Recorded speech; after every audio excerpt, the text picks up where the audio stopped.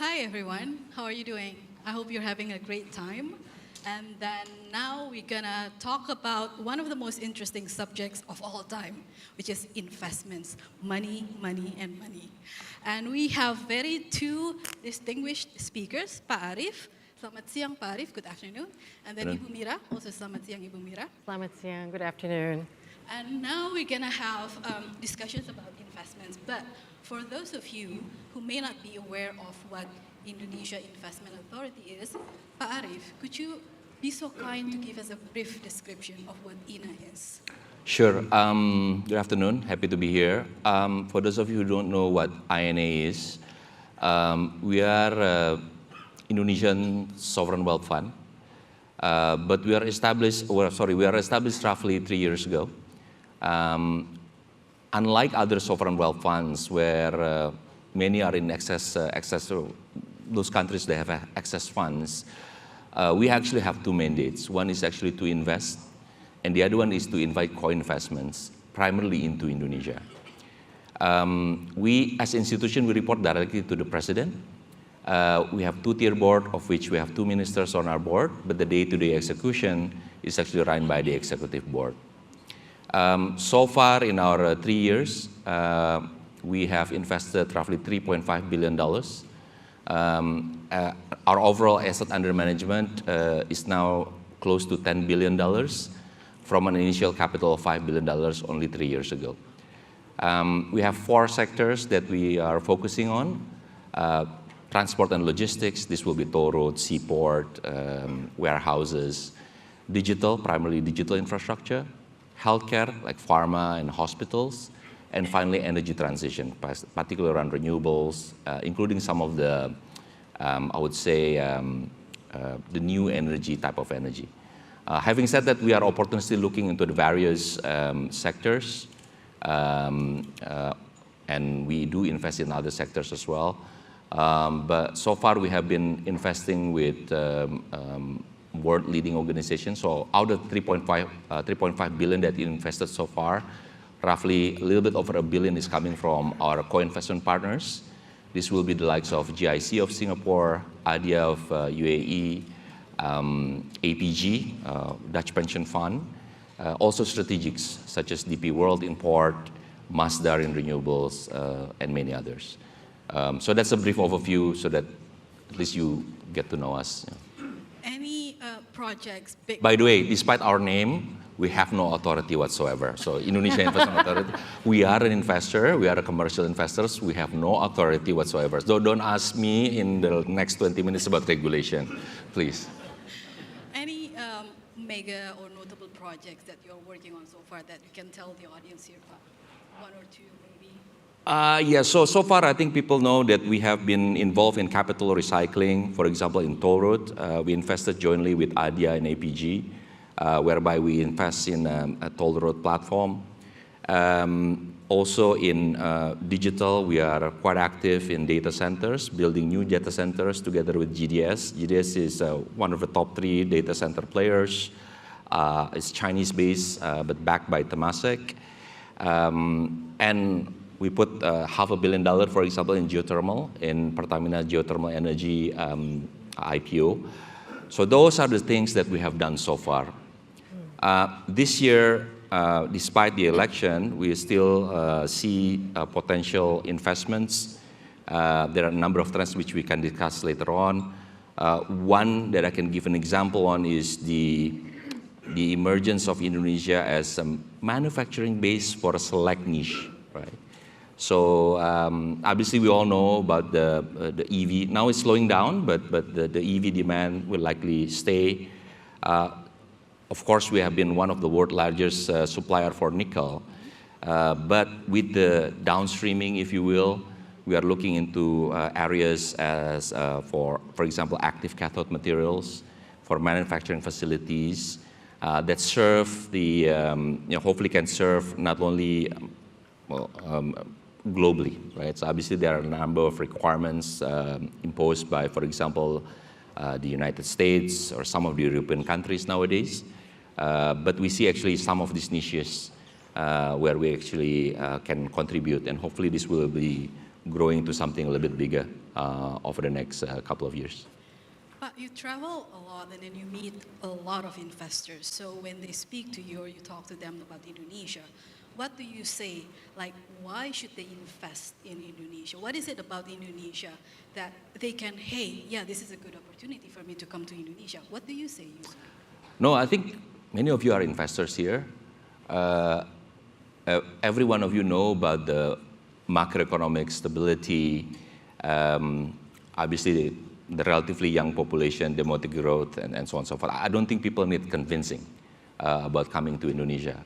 Obviously, especially with the geopolitical tensions that we have, it is one of the natural places where you go after India. The challenge is largely mostly around the investment opportunities, to be perfectly honest with you. Many of the Indonesian, I would say, companies or assets are either owned by state-owned enterprise, of which obviously there's a lot of progress that has happened over the last, I would say, 5 to 10 years, and also private business group. Many of them are already big, so they don't really need a lot of capital.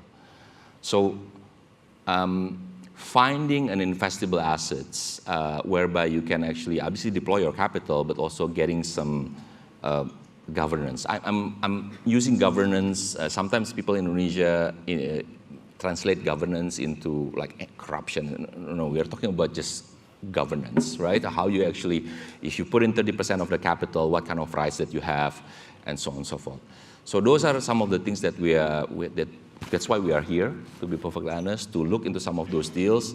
Some of the investors, global investors, might not have the resources to actually look into the deals. It might not justify their investments, but that's why we're here. In toll road, for example, we look at the concessions to see how we actually make some of the early toll roads becoming more investable. In other areas, we structure the deal as such so that there is, for example, there is for lack of better words, downside protection, things like that, right? So, but none of this actually requires government intervention. We are behaving like private sector enterprise, and we are doing it primarily through structuring, deal structuring, if you will. Right? But I don't think investors need convincing coming to Indonesia. How or why they should come to Indonesia. Yeah. Okay. So I invite you, if you have topics to discuss, questions, you can scan the QR code on your table and then let's have a lively discussion. Let's ask Ibu Mira then. Ibu Mira, you're from Bank of America. You're an investor, in a way, right? So how do you see Indonesia? Why is Indonesia different compared to Southeast Asian countries? We have Vietnam for sure, and then we have Malaysia. Quite similar, but why is it so special about Indonesia? Well, that is correct. My name is Mira Arifin. I'm from Bank of America as the country executive. So I've been here, Bank of America itself is an investor in the sense it itself come into Indonesia 56 years ago as part of the group that first invested in Indonesia. So you see the evolution of the various different country of origins coming into Indonesia. I think the more thematics recently in the past few years have been like those, there's evolution from American to Japanese, and then you see heavy investments, particularly on the critical minerals from China, as well as discussion from the South Korea, particularly in manufacturing, steel. You see Krakatau POSCO, you see Hyundai, and I think most recently thematic on the EV. I think Pa Arief just mentioned it, touched upon it. Particularly on the EV battery space, there's Hyundai-LG partnership that announced even, the commencing of the production of EV battery as of this mid-year. So despite, a bit of a slowing down in the EV market globally, but the interest and the benefit in Indonesia is clearly being seen, right? And then, sticking on that EV thematic, you also see, announcement from, the establishment of Wuling, and then BYD comes in, which benefited from the relaxation of the import tax, and particularly, they can come into Indonesia, and then, part of the oncoming commitment is to invest maybe even in the manufacturing. So you see some of this thematic. You see also the other space, like in the financial sector. You've seen some of the acquisitions of banks in the past from, I think from our neighboring countries, ASEAN, whether that is Thailand, Singapore, and as well as the Japanese. So, some of these actually very good catalysts, and in fact, we're delighted to have INA as a partner, and the establishment of INA really elevate Indonesia in the level of, attracting investment. We are serious, but there are people, there's a lot of criticism, of course, right, comes along the way. But that's part of the process of our evolution and the fact that we're continuously transforming ourselves into better. So where Bank of America plays in here is we extend our global network, our accessibility towards the investors, and including ourselves, right, to come to Indonesia. Our job is really to promote the presence of Indonesia, the opportunities around, despite the abundance or the lack of opportunities. And there are things to create. One of the things we always put our glasses on as well, where the policies are, right? I think there's question obviously on the budget. Where is this opportunity on the free food, for example, for children? As an institution, we love DNI, and we love, we even contribute back to the community towards the children. I always said that we always said that they are our future. So there's a long-term investment, right, with all this, with the people, with the healthcare comes into place, right? Whereas the world is going into aging population, but Indonesia still have the bonus demographic, right? And we are on target to plan to be a wealthy country by 2045. So, if we see the children born from now and then, they will be the most productive age by the 2045. So think positively, right? There's opportunities for multinationals in the healthcare space, even the locals, right, will expand their businesses because of these needs, right? So, in the personal care, healthcare, and then comes along, how do you fuel all this? You need energy, right? And that energy comes in, yes, the government has a commitment, which we're part of, obviously, on the JETP. Yes, people are waiting for the execution of it, but the directive is a very good directive, right? We are part of that process. And in fact, on a side chat bar with a conversation with Arief just now, there is a plan on even on the renewables, like around even the new capital and all that. So that's we're going in the right direction. Data center, digital infrastructure is very massive opportunities as well, right? Consumer, anything with that. But all of these energy consumption, with data center, we need a lot of power. So do we have enough reserve? So that renewable will have to come into space. I do believe there was a, one of the attendees were from the renewables. I'm not sure if he's still here, but you could have a testimony. I'm sure it's part of his interest. So if you look at that, and then not only FDI, right? We're focused. FDI takes a longer term. So the policies, the political stability is really important to make sure that we continue with this massive growth. I mean, people are concerned, sort of quarter on quarter, we're 5.05% GDP growth. But come on, if we look at the past 10 years, if our growth is consistent even at that level, it shows our sustainability, right? It is still one of the fastest growing market. We have the political stability despite where the world is currently. Please keep it that way, right?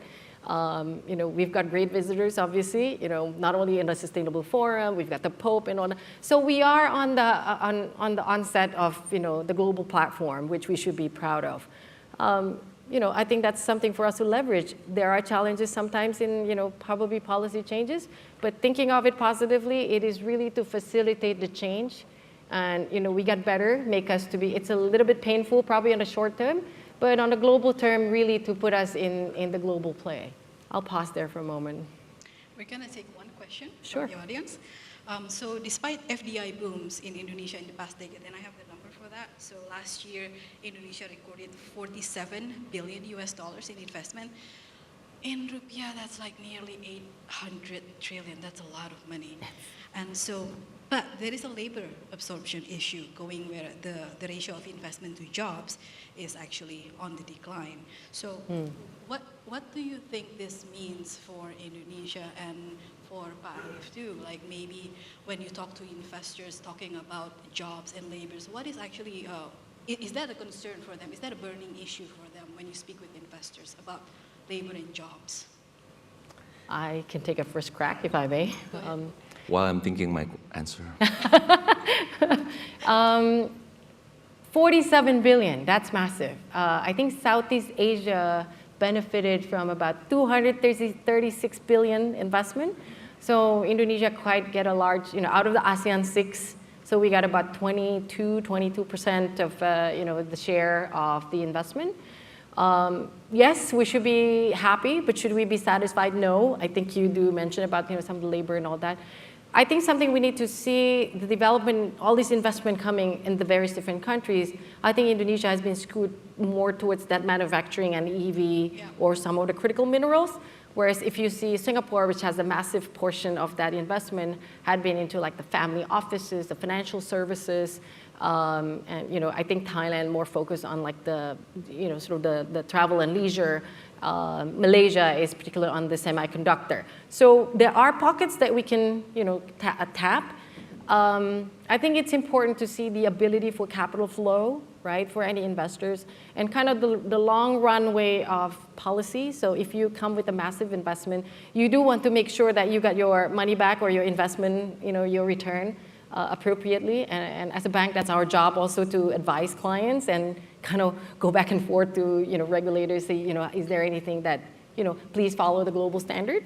But there are some areas that Indonesia is more advanced. For example, in banking, we're probably closer to Basel III compliance much earlier than anybody else in the world, right? So, that's where's the right balance? I think, the fact that the current government and looking forward to the new government has been hiring a lot of good professionals, people with experience, I think that should augment our presence in the investor market. Yeah, I am not an economist. I'm not an expert of this, so just take my comments with a whole grain of salt. But you asked about what are the investors are. Obviously, you cannot. There is not a homogeneous set of investors. So clearly, in some sectors, if you talk about critical minerals, if you talk about some of the manufacturing. Part of this is also because of the fact that the newer investments does come with a higher with technology that has higher productivity, right? So if you look into some of the manufacturing plants, processing plants, they do have higher productivity, and we need to have that in order for us to be globally competitive. So that's from a foreign investor perspective in those sectors. But for overall economy, they do also recognize that it needs to trickle down. And if you invest, for example, in areas like consumer, if you invest in areas, even in infrastructure, if it relates to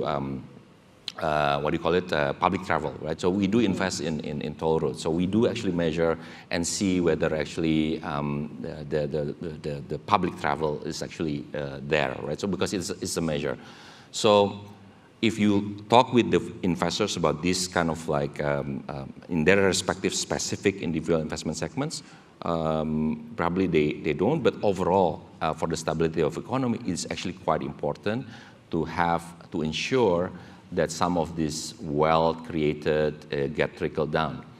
But I think the government, both the existing and incoming, has a intuition to actually address this issue. If you look into some of the programs that they have, again, I'm not an economist, it does look into the small and medium enterprise. It does look into the lower medium to lower income segments, which is very important, right? Because you cannot expect that you do need to have a thriving economy. What I mean by thriving economy is that some of you might have gone to mining plants in Sulawesi and what have you. You do have economies there. It's not just the mine, right? There is industrial estate. There is kind of like beverages that actually really grow that economy. So I think there is a notion. This notion is already acknowledged and recognized by the government, and we're going to see probably some of the interventions in the government to make sure that the investments and the wealth created being diverse. Some of you more traditionalist economists might see this as, I would not say a bit more populist program, but it is needed, right? You do need to actually, instill entrepreneurialism. You do need to instill some of the small, medium-price enterprises. And we have a lot of them, right? In our economy, it's actually one of the largest, right, portion. But how do we make them thrive? If they thrive, their income will be higher. If their income will higher, they will actually consume more products. They will get more advanced products. They get more leisure, and the economy is actually growing. In short, yes, it's a concern. But I do see some of the programs that are coming can actually alleviate some of those. But at the end of the day, you need to actually have a thriving economy where not only the big corporations, the big state-owned enterprise, but people coming up with ideas at the various income level, yeah, and be thriving in the economy, because we also need that. The biggest event that we are looking forward to in Indonesia is the new president in October, Pak.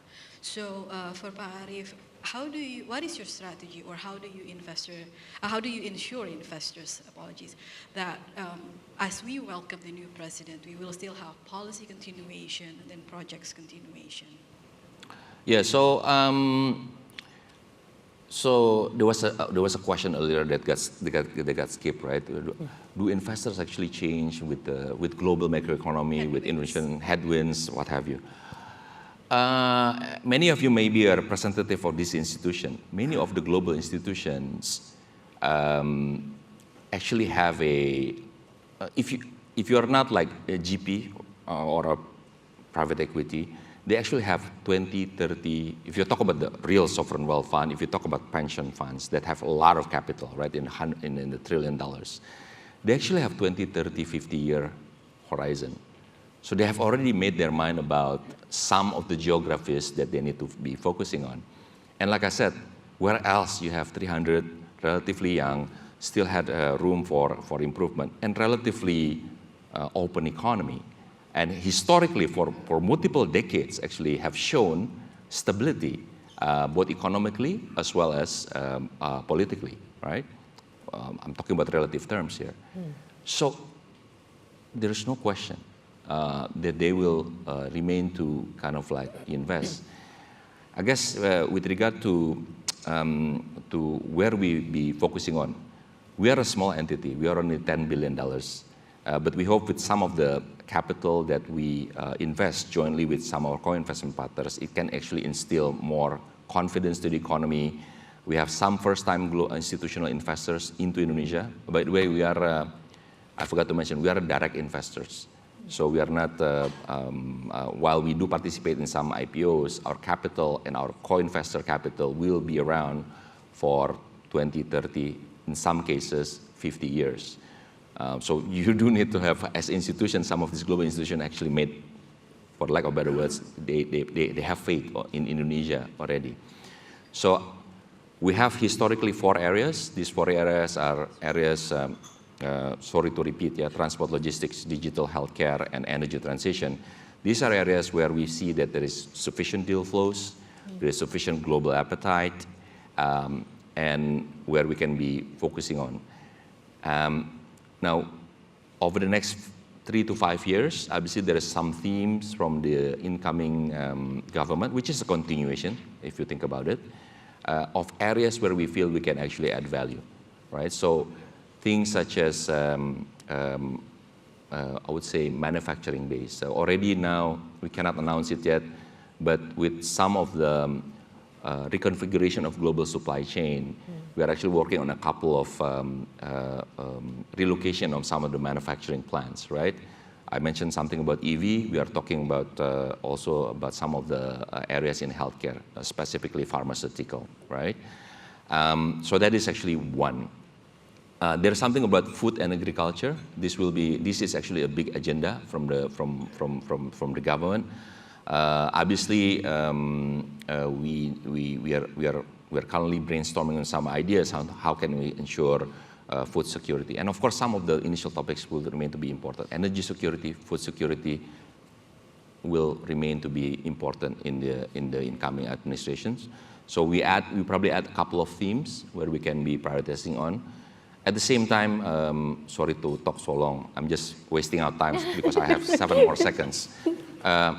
But we are still a young institution. We don't claim that we know everything about the world. Some of the best ideas that we've gotten over the last 3 years is actually coming from our co-investment partners, from our advisors, mostly from co-investment partners.